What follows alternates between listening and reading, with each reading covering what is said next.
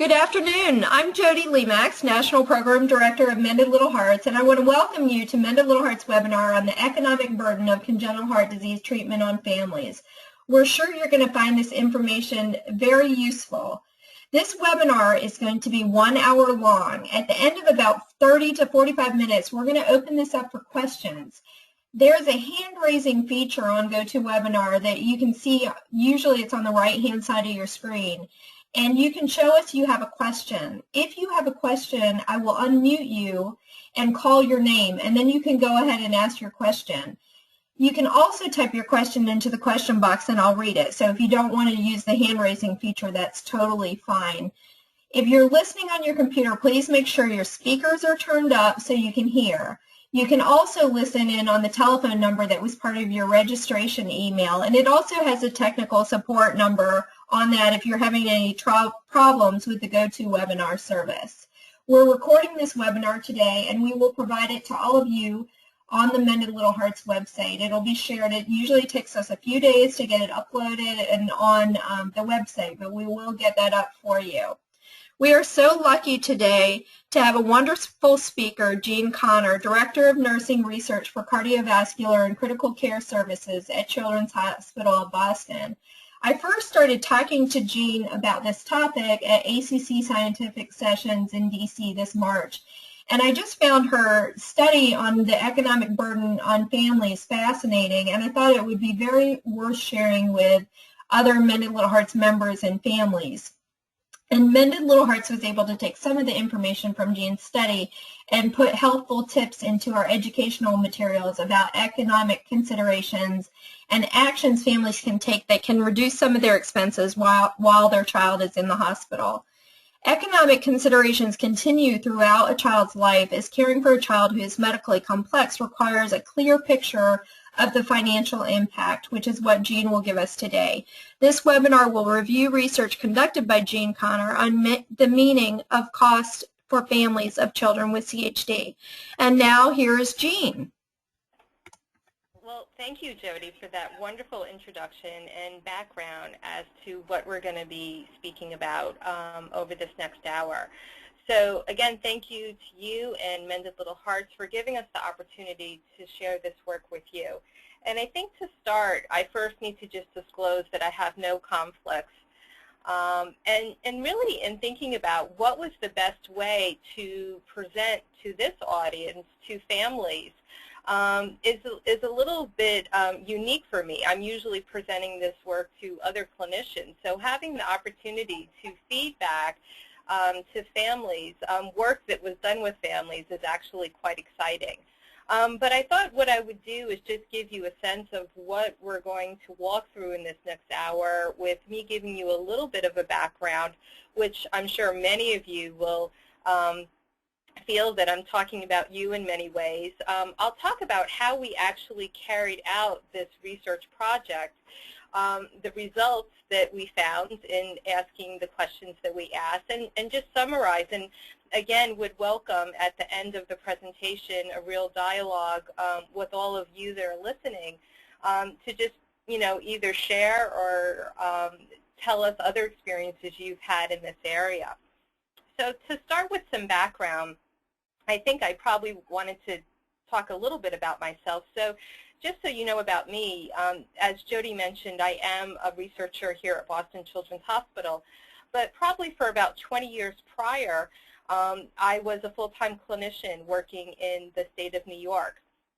And in that role, I had always worked with cardiovascular patients and families, but really became very interested during my time working with families directly, getting them ready for procedures, either cardiac catheterizations or surgeries.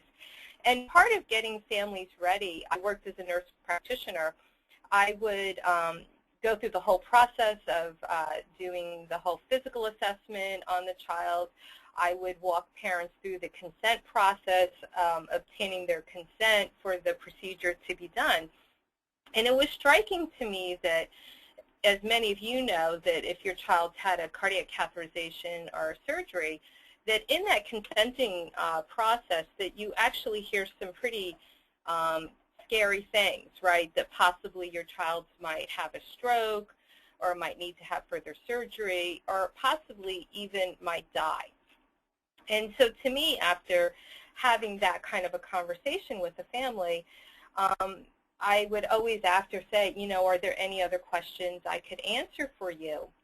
And so what the first question would often be is, well, how many days is my child going to be in the hospital? Or how many days do I need to tell my work that I won't be there? Or when can I go back to work? Or what hotels are surrounding the hospital? So it was all of these kinds of other questions, and I thought that there was just something more that I need to understand about what's happening here. And so that actually, when I moved to Boston, became my first area of research, is to formally talk with families and understand better what was their burden, that it wasn't just the medical information that they were hearing. What were the other things that they were thinking about? So that leads me to this first slide of background here, that we're understanding this more and more, and part of that is due to the outcomes that our children are having, right? They're coming and they're having procedures, and they're doing well. They're leaving the hospital. But what's happening is that this whole idea of congenital heart disease is now becoming a chronic illness. And so the whole issue is becoming larger, not smaller. We do know that once a child is diagnosed with a congenital heart disease, that those medical costs start right away, right? They start right at the time of diagnosis. And so that was something that I really needed to understand better. We also know that families are very smart and really advocate for their child, such that if they know that an outcome for their child's surgery might be better at another hospital that's not located near them, they'll actually go to that hospital, right? They'll travel to that place so that their child could potentially have a better outcome. And so that's something else that we were seeing, for me as a clinician was seeing, and that I wanted to ask families and understand better. So in that kind of research speak, what the objective of my study was just to really understand from the parents' perception, so that would have been your perception if you were in my study, to just really understand what are the medical costs associated. I was very much interested in the number. I wanted to know how much money you were spending every day. That was my focus when I was going in, and to really understand how that impacted the parents themselves, but also their family. And so just to, again, give you a little bit of a sense of the methods, and then we'll get right into the results. When I was trying to understand this whole idea of what families were experiencing from their perspective, probably the best way to do that is something called qualitative descriptive study. And what that is that you are really just talking to that person. And you can do that in the form of an interview, or sometimes you may have heard of focus groups. So the method that I used was that I actually interviewed families. I would actually set up a time that I would sit down and do a formal interview. Now, another thing that was very important to this whole idea of me understanding this economic burden better was that I really wanted to talk to families that had the experience. So the families that I interviewed were actually parents that their child had had heart surgery at Boston Children's Hospital. So this was a single hospital study or a single site study.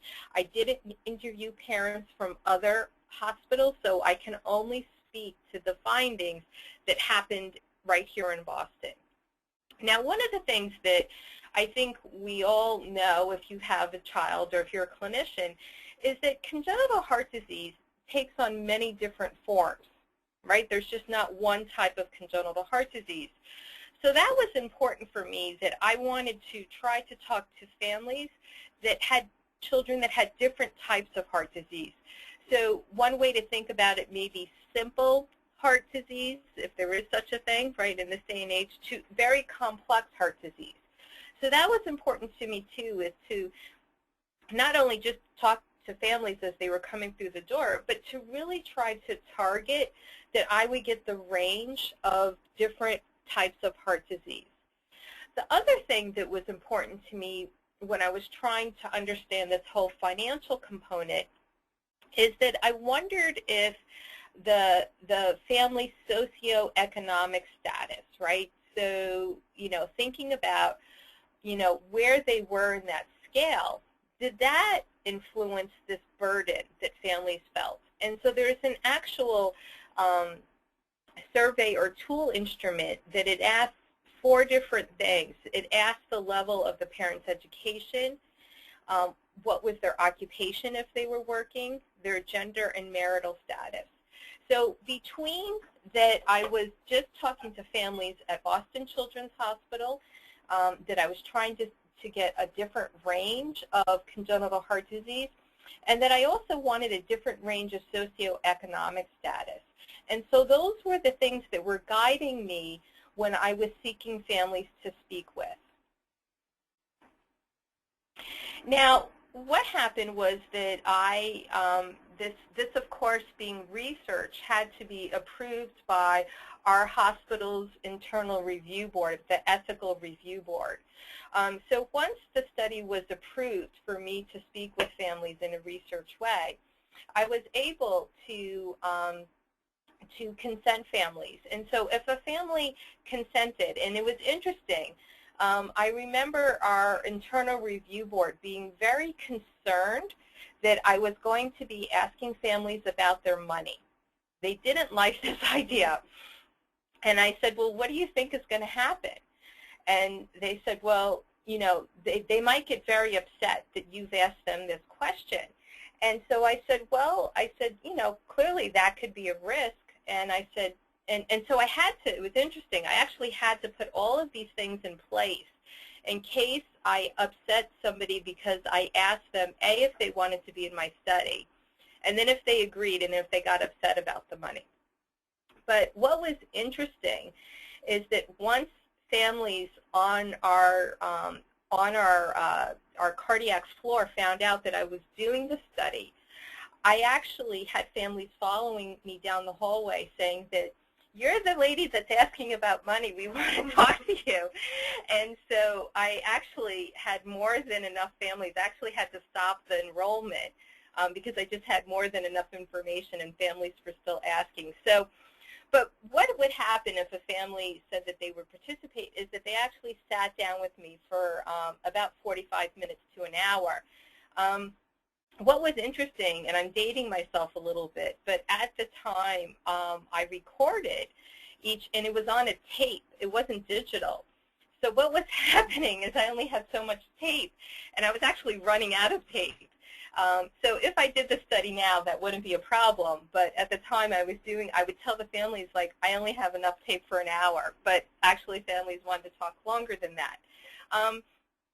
So because this was research, we actually made sure that we tried to follow a system or a guide. So as I was talking to each of the families, there were 6 questions that I would ask them, and I'll show you on the next slide. And that, again, what we did so that I didn't have to sit and take notes, I taped each of the interviews and then later had them transcribed word for word or verbatim, just so I could really focus on what families were saying to me and not distract them or myself by taking notes. So these were the 6 questions that we asked, and it really was just a guide. But it was interesting that, when you think of, well, what do I want to ask families? I finally get the opportunity to just ask families about this. And it was interesting that the questions really did work. I thought, well, maybe, I'm going to have to change the questions, or families are not going to know what I mean when I ask the question. But actually, just these 6 questions were very important to families. Excuse me. So, excuse me. So the first question was, what does the word cost mean to you when caring for your child? Now, here I am. a researcher, and I'm very excited. I'm getting to do my first research study here in Boston. And I was very focused on the cost, right, the money, the dollar amount. And so when I use this word cost, the first thing that I learned, you think about as a clinician, you know it all. You know exactly what families are thinking. And so this is how I learned immediately that I have a lot to learn. Because as soon as I used this word cost in the first question, I immediately understood that this whole idea of burden is way more than just the money. And we'll get into that in the next slide when I'll start showing you the results. But so that was the first question that I asked everyone, and that really opened up the conversation. I was able to get from families just some direct listing of what was that out-of-pocket expense that was happening to them while in the hospital. I focused on this idea of the cost of their child's condition and the effect on the family. That was very important. I wanted to understand better, well, what was the change? Did having a child with this condition change you in this kind of financial or work-life balance that you had prior to this diagnosis? I wanted to understand better their personal stress by this idea of the cost of caring for your child. And then I wanted to know not only from their personal stress, but their overall family stress. So those were the 6 questions that I used during the interview. Now, let me just give you a little background on the families that participated in the study, and then we'll go to the results. So for a qualitative study, you end up maybe not having as big of what's called a sample size or overall number of people that are in the study. Because you are at this place of just trying to get from parents' perspective, it's much more meaningful all that they tell you during the interview. So where you get all of that information in the interview, it makes up for the number of people you talk to. So it's very typical in a qualitative study to maybe have anywhere between 6 to 8 people. You can see that I ended up speaking to 20. And I have to tell you, after the 10th family, I probably was not hearing anything new. And so that's a part of that qualitative study where you may be familiar with this term, where you are at the point of what's called saturation, meaning you're not hearing anything new. So for me, I reached that point of saturation at 10 families, but I will tell you, the families really wanted to talk about this. And so I ended up interviewing more and more families, and so ended up with a final number of 20 families. Now let me just walk you through this table describing a little bit about the families. So it was very important to me to try to speak with both parents if they were available, or at least the parent that was managing the finances in the home. So you could see here single and paired. So single means I just talked to either one parent or it was a single parent. And then paired means it was both the mother and the father. You could see for the most part I was able to speak to both the mother and the father in the same interview. But if it was just one person, it was the person that managed the finances in the home. The next was just a background, breaking them up just in 3 rough categories of white, black, Hispanic. Because Boston Children's is a referral center, I had families that traveled, which was good. That was good for the study. And so local means that they were from Boston or in that surrounding Massachusetts area. But we did have 7 families from the Northeast and 6 families from South, meaning south of Massachusetts. That whole idea of trying to understand that social economic status, what we did was that we made 3 cut points saying a low socioeconomic status, medium, and high. And you can see we have a distribution of families that fell into all three categories. You can see marital status. For the most part, our families were married. We had one single family. We did have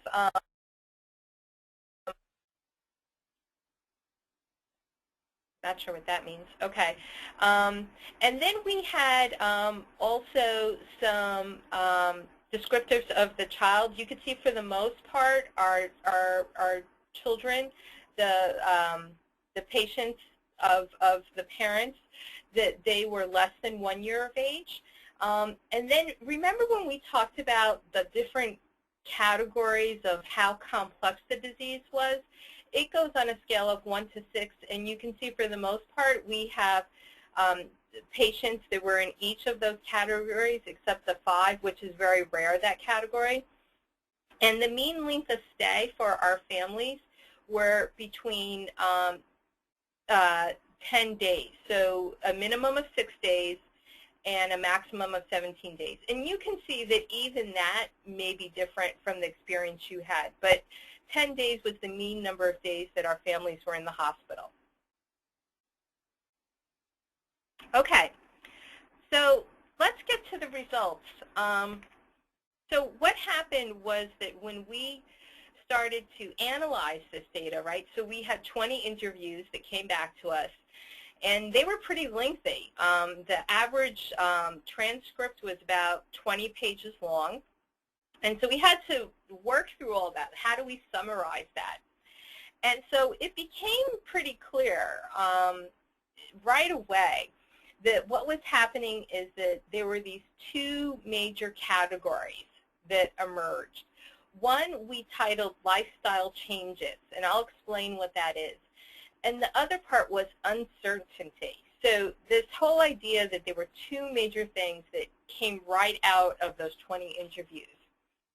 The other thing that was a real aha and early learning experience for me was that the meaning of cost meant more than just money, that there was emotional costs, and that there were costs to the family, right? So it was way more than I spent $20 every day. And so that was very informative. Now here's a figure just highlighting how we thought about the information. So as I just said, there were 2 main categories of this lifestyle change and uncertainty. And under each of those, there were these 3 subcategories, with it being similar in both, meaning that there was a financial lifestyle change, an emotional lifestyle change, a family lifestyle change, and the same thing in this category of uncertainty, that there was, again, a financial uncertainty, an emotional uncertainty, and a family uncertainty. So let me just give you some examples, and this is a typical way that you reflect back as to what you found, and that you're also using the words of the families. And so here in this first slide, talking about the financial lifestyle change, okay?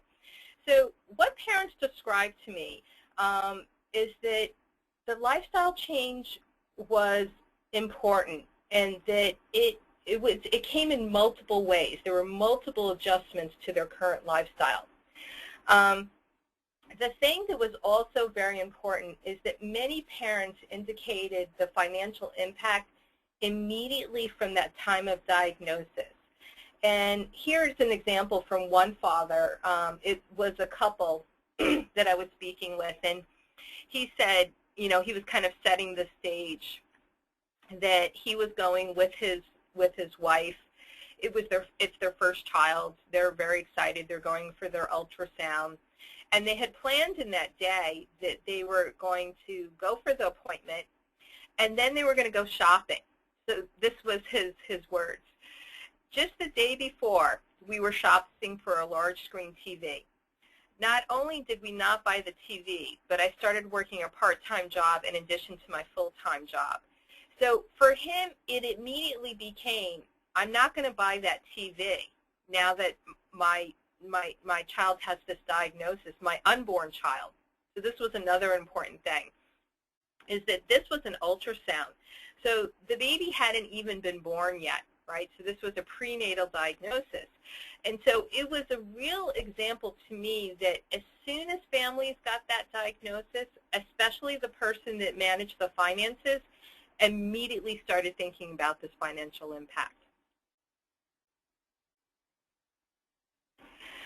The thing that was also very similar as we were working through our interviews is that there was this lifestyle change that again, it happened in multiple ways. So this idea that many of our families that came were both mom and dad worked. They had a job. And so there was this idea that they would have the baby and that the child would eventually go into some kind of child care or daycare or something.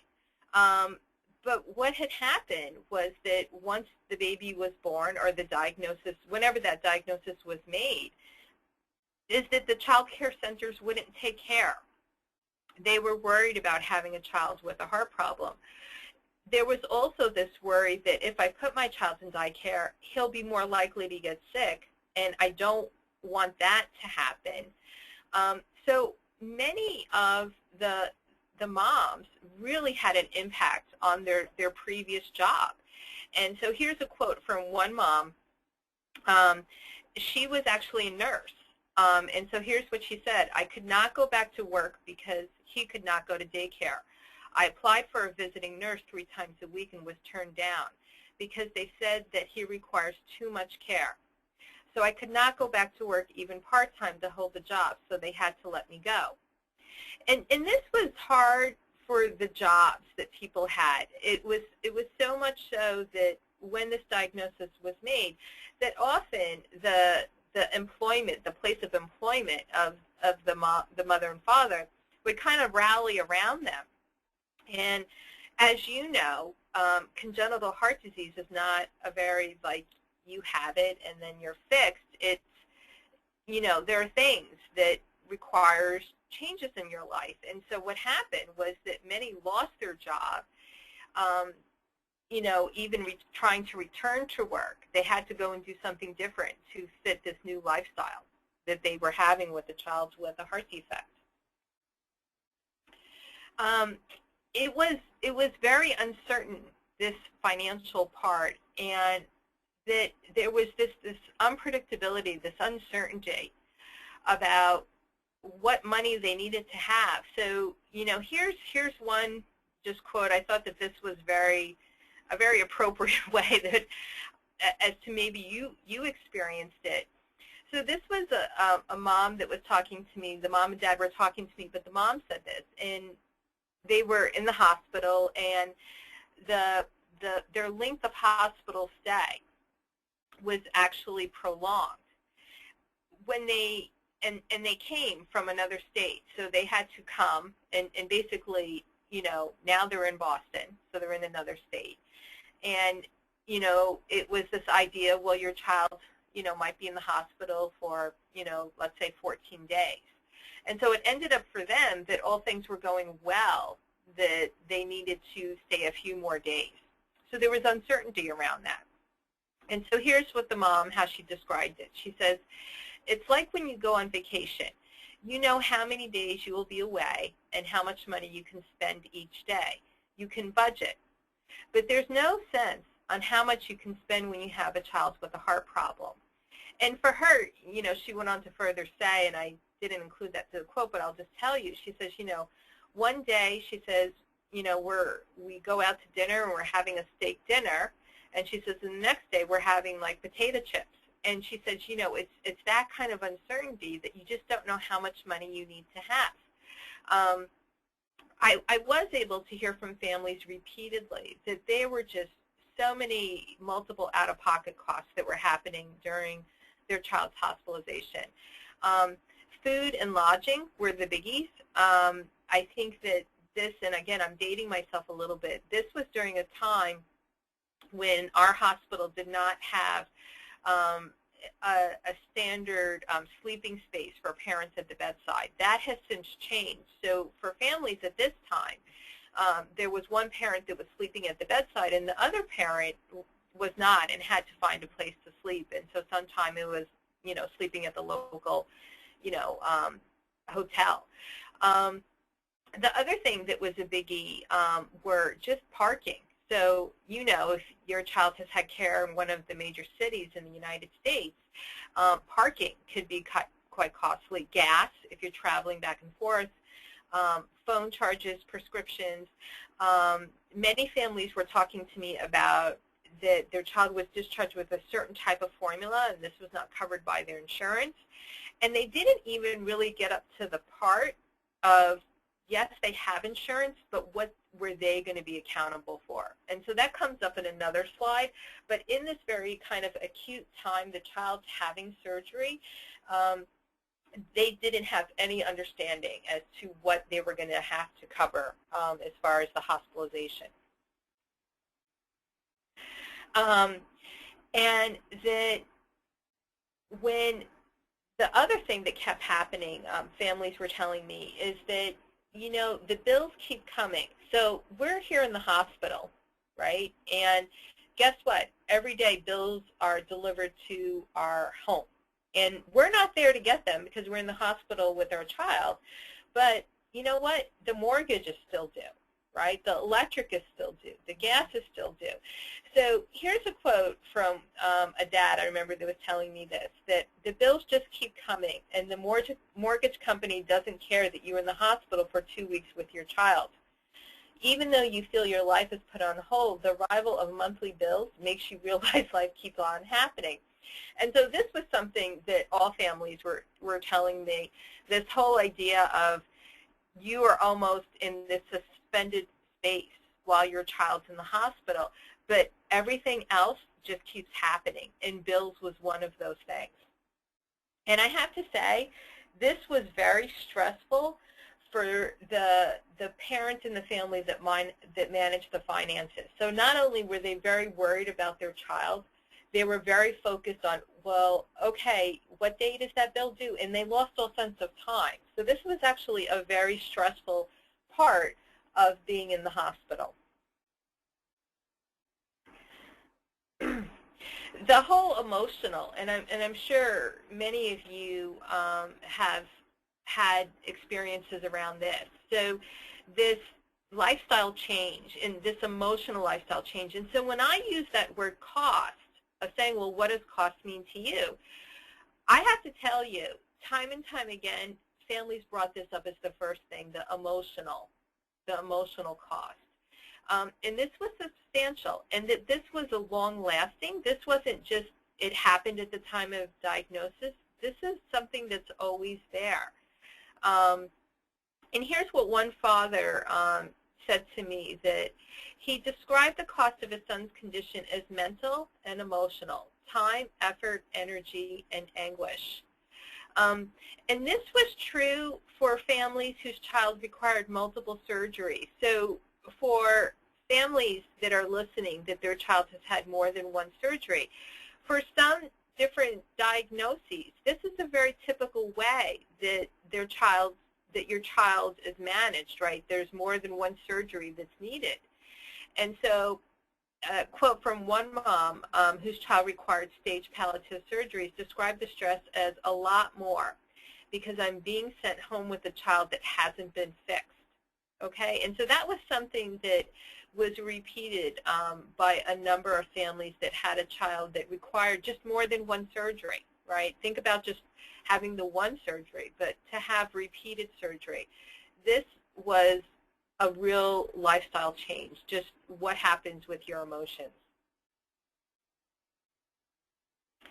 Now, this whole idea of how it impacted the family, this was also important for me to understand. You know, as a clinician, we're always so much focused on the patient, the child that needs the medical attention. But what I learned from families is that there was so much happening beyond just that child that needed the help. It was what was happening to the rest of the families. And that the cost to the siblings and other family members, they described as high. That, for instance, you know, that siblings that were in other after-school activities or during a time when that child was, the younger child was getting ready for a surgery, they would keep the older child out of school just so the older child didn't bring home any illnesses from school, you know, during those kind of virus seasons. So let's not, you know, let's keep the child that needs the surgery well, but it impacted the older child that they stayed out of activities or school. The burden that falls to extended family members. So, you know, this was interesting. You know, I had a number of families that I interviewed that, depending on other family members, you know, beyond themselves, the couple, the mother and father, they weren't used to that. But it really did, you know, take a village, quote unquote. And so they really relied on other family members that they typically wouldn't, you know, rely on. And they relied on them in multiple ways. They relied on them to also take time off of their work, to assume child care responsibilities, you know, for the siblings, to assist with out-of-pocket costs, monthly expenses. So this was very hard that, you know, they actually had to ask for money. And that although there clearly was this sense that extended family members were helping the families that I interviewed, this added another layer of stress to their already stressful, you know, lives. And so here's one father who was telling me, my parents live close by and help out a lot, especially financially, but they also add to the overall stress. I guess it comes with the territory. We realize it is stressful on them as much as it is on us. So, you know, again, there's this balance. It was interesting. Some of the families that I interviewed that, again, they relied on extended family members, but maybe they didn't live close. So that extended family member had to fly in or travel in, and that added a layer of stress. I remember one father saying to me, you know, there's a reason we live in another state, you know, for my in-laws. And it was true because, you know, they needed the help, but boy, there was just a lot of stress that came with that help. Okay, the emotional uncertainty. You know, this was just another thing that for me, I always thought about as a clinician. I always worried about it. But, you know, it's that whole uncertainty on your child's condition and their long-term prognosis. And that many of the parents expressed to me, you almost needed to be prepared for the fact that anything could happen at any moment. And so here's what one mom said to me, you only have them for a short time, and then you will find yourself alone. So you need to enjoy every second you have. Now, clearly she was saying this in the context that, you know, any child, right, you know, as a child before they become an adult, you only have them for a short time. But at the same time, she felt that having a child with a heart disease, this became even more amplified. The family uncertainty. So here's where that burden of having a child between a couple really impacted. I had a number of families that they tell this from the point of view from when the child was born, that I had one mother that I interviewed. She told me a story that before her son's diagnosis, that both her and her husband, quote unquote, very happy marriage. She would describe herself as being very high in that socioeconomic status. She had, quote unquote, a mansion, as she put it. And that at the time that I was speaking with her, it was the child's third surgery. She described herself as divorced. She was living with the help of food stamps, any kind of public assistance, and that she was worried about taking the child home because she didn't know, it was during the winter, and she didn't know if they had paid the heating bill and that they would actually be heat in the home. Here's a quote from another family that they were together, very much together, both the mom and dad, and the mom had kind of said this to me at the end of the interview. She says, I worry about how having a child who's got a long-term medical condition is going to affect my relationship with my husband. I know that you read a lot of times that couples split up after they have a baby die or have a long-term illness. And here's another quote. For my son, the stress has been very high. He has been separated from us while we were in the hospital with our other son. We do not know how long he'll be here, so he does not know when he'll be home and when he'll be coming home with his brother. So just again, there's times where families are really split apart, and this whole idea of how they stay together. So here's the follow-up. So part of this type of research approach is that once you have interpreted, how you're going to tell the story of what happened with these 20 families, an important step is that you go back and you follow up and contact families and say, I really want to make sure that I understood this correctly, what you said, did I interpret this in the right way? So out of the 20 families, I contacted randomly 6 to 7. I just picked, and there was no kind of rhyme or reason to that from the 20 families. But what I did was I asked them, the different things that I had found in the study overall and just some direct quotes that they had gave me. And not only did they confirm how we summarized the information and how I just presented it to you, but what they said was even more. So now I'm talking to them, I think it was probably about 6 to 7 months after that initial interview. And so here's what they were saying, that, yeah, you got it right, that was all how I felt, while we met you in the hospital. But, we keep waiting for things to settle down. It's been 6 to 7 months since we've been in the hospital, and we still very much feel like there's an acute sense of the burden, our out-of-pocket costs. Money keeps flying out of our pocket, and that the hospital bills seem to be coming to us in a continuous way, that it's just not stopping. So in summary, I think what I'd like to just, kind of bring together from what I found is that how I would summarize what families told me is that this really was an experience that families considered to be very high, a high level of stress in terms not only of the finances, but the emotional drain and family member burden. Also, what was very important for me to understand is that this burden started right at the time of diagnosis, and that was so important because probably more than half of our families, we know that their child has a diagnosis from the ultrasound.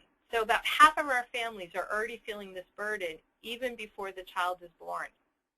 And that what I have found and have translated to many of my clinical partners and to wherever I present this is that this is an important part, this financial stress, to help families talk about it, think about it, and it should be part of that overall preparation of helping to get them and their child ready for what needs to be done. And so that's something that had really changed my practice by doing this work, is that I knew that that was an important part of the conversation.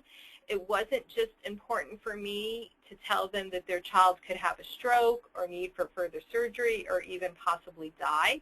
Those things were clearly important, but this other part was important also and needed to be part of that preparation.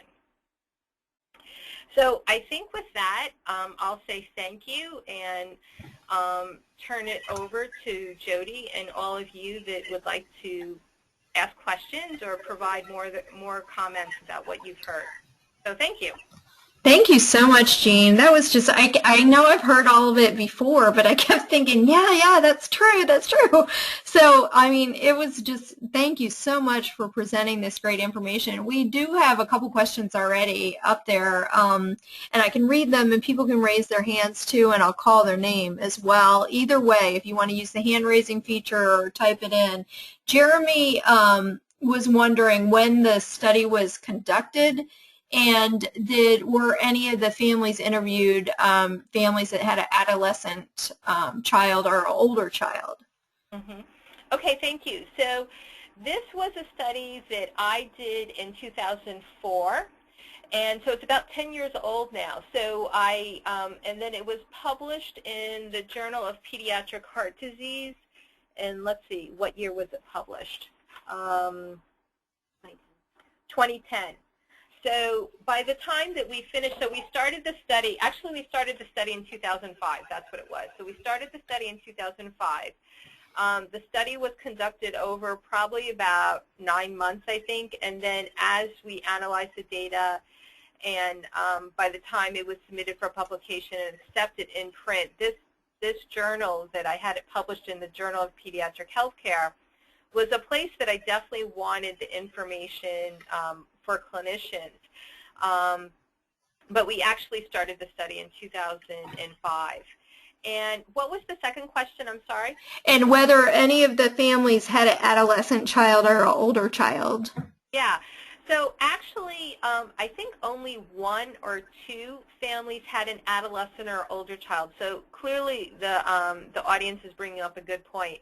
If you recall from the families that I interviewed, that most of the patients that were in the hospital, that the child themselves in the hospital was less than a year old. So I think the oldest sibling was probably about 6 or 7. So that's a good point, and there is a lot that happens with that age group for sure. Right, that would be really interesting, and I think that goes with it, and then I'll start unmuting a few people too, and there are tons of questions, so I want to unmute people also to let them ask it. But one of the questions Elizabeth asked is, do you have any plans to do longer term follow-up with families? And so that kind of goes along with what you were just saying and really would be interesting. Mm-hmm.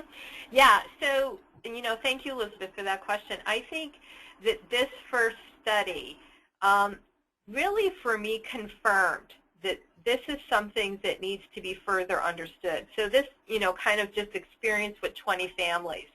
Although, there's so many limitations when you say, well, you only spoke with 20 families, but I think for many, in the audience here, that there were things that sounded pretty similar to what they had. So, of course, we would want to include more families and then really understand, because congenital heart disease is probably now one of the most frequent chronic illnesses it's characterized as. Adults with congenital heart disease are probably the highest, So I think that is so important to think about this in a longer term. Great.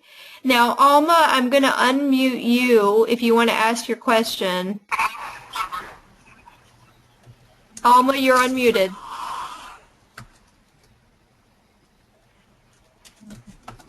Alma? Okay.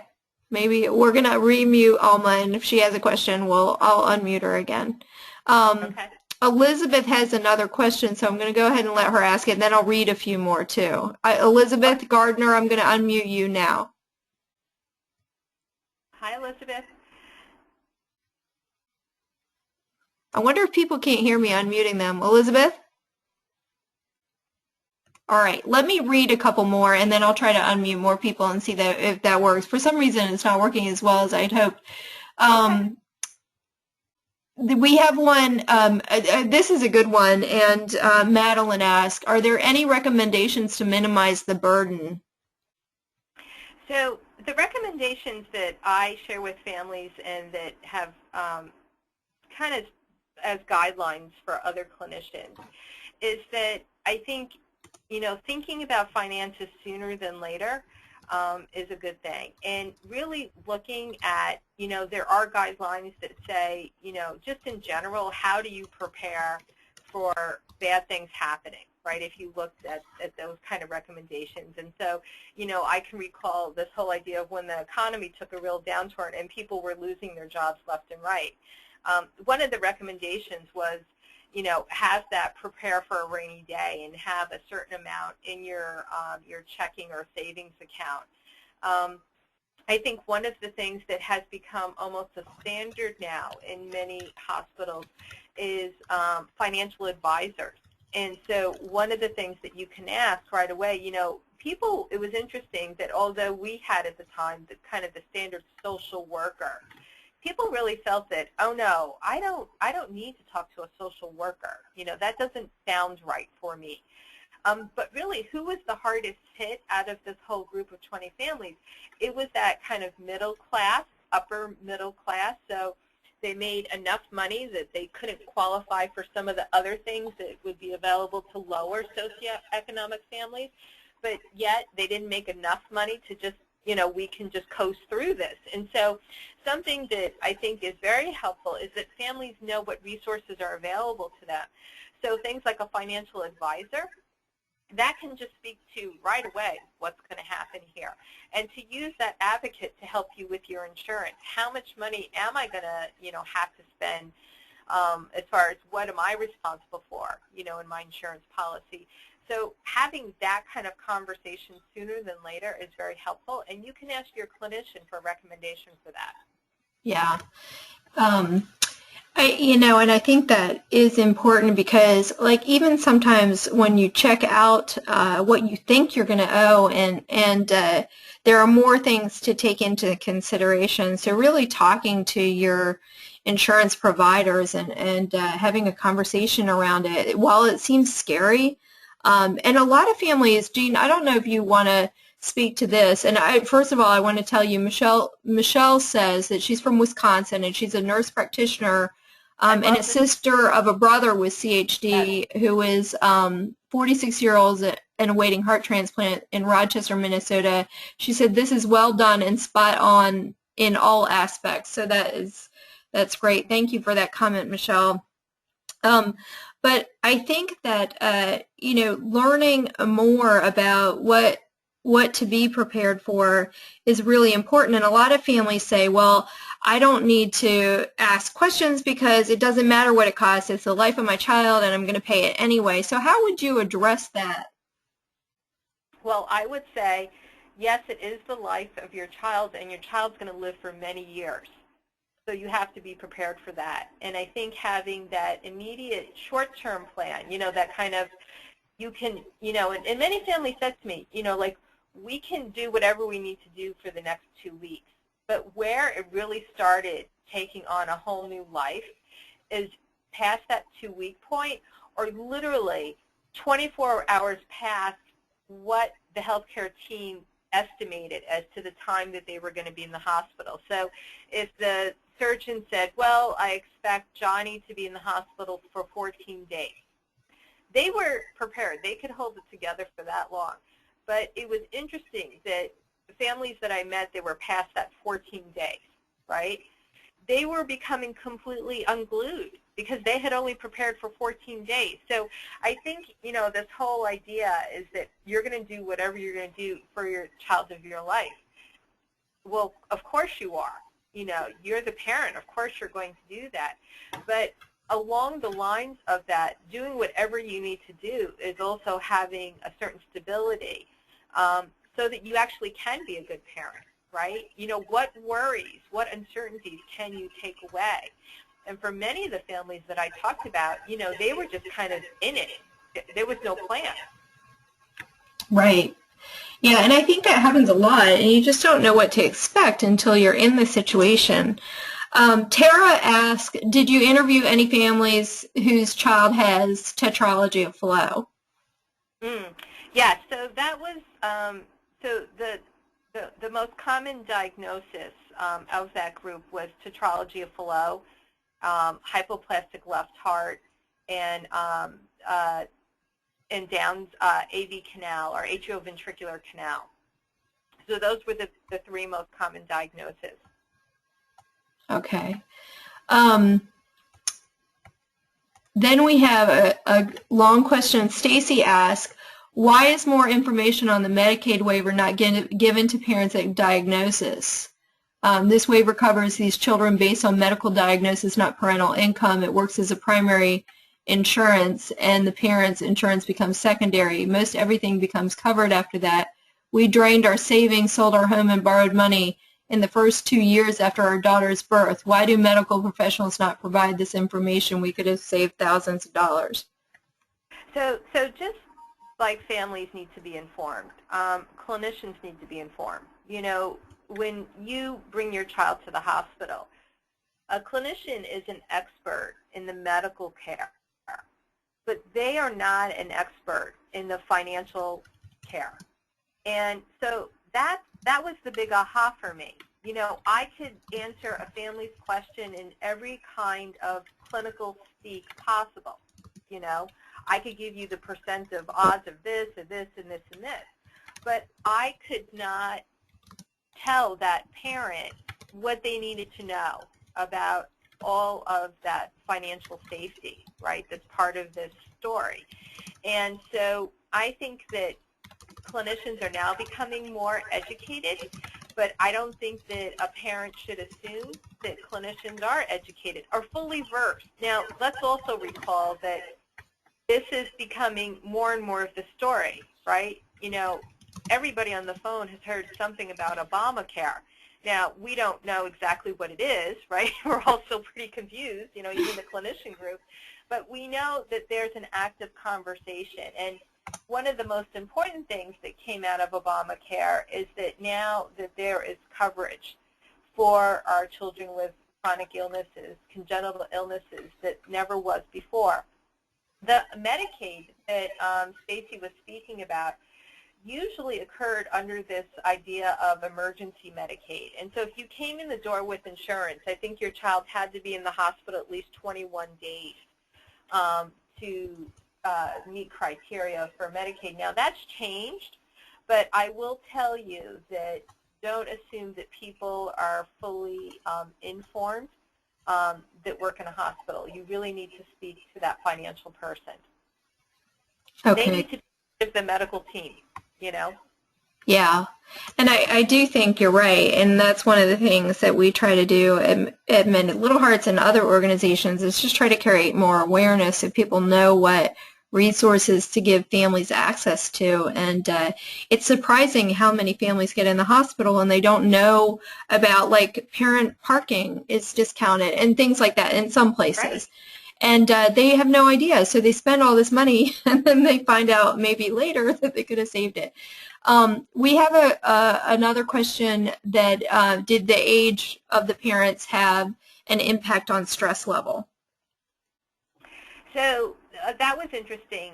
I did speak to families that were kind of from an age range. I think the youngest parent I spoke to was 19, and the oldest parent that I spoke to was, I think, 52. Yes, 50. It was just greater than 50, I remember, young 50s. I did not notice a difference in the amount of stress. I think that, you know, when I was talking to families, they were just getting ready to go home from the hospital. So they were probably about 2 or 3 days from getting ready to leave the hospital. I didn't notice a difference based on age. I noticed a difference based on socioeconomic status. It was particularly stressful for that kind of middle class or upper middle socioeconomic status, that it was really both parents working in the home and trying to keep up with that. Okay.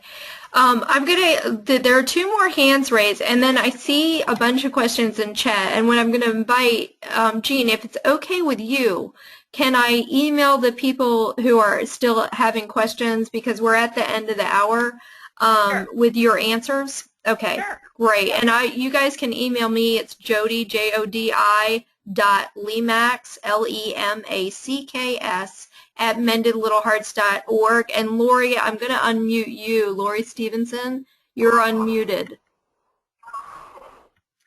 Hi, hopefully you can hear me. I just want to thank you for doing this today.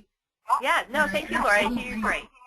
I'm a 42-year-old survivor myself. I've had 3 surgeries from the time I was born until now. But as an independent person who's head of household in her own family, now I'm a congenital survivor supporting my own family and faced with a lot of continual burden just in rising healthcare costs, things like life insurance. I have to pay 3 and 4 times more than what I would if I didn't have this chronic condition. It is never kind of an ending battle, and I think that bringing this to light early on will help families as they, as their children are raised and understand that this is something they need to be planning for long term.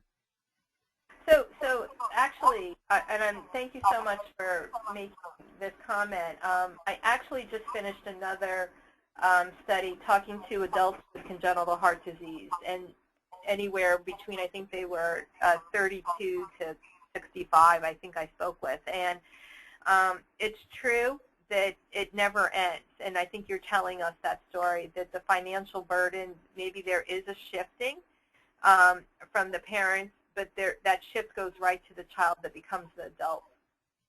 So, yes, it's very real, very significant, very stressful. That burden never goes away. Yeah. So, Jean, and then the other person put their hand back down. So what I'm going to do is, because it is 3 o'clock, I'm going to go ahead and end. But please do email us, ask us the questions you want to ask us, and we will get those answers to you. Thank you guys so much for your participation today. I feel like this was a great. We could have gone on and on with this conversation. And Jean, I really appreciate you and Carol, who's on your end, for all the hard work of putting this together. Yeah, no, thank you. And it's such an honor actually to present back to this group. So thank you. It was really an honor. You all have a wonderful Tuesday. Happy afternoon.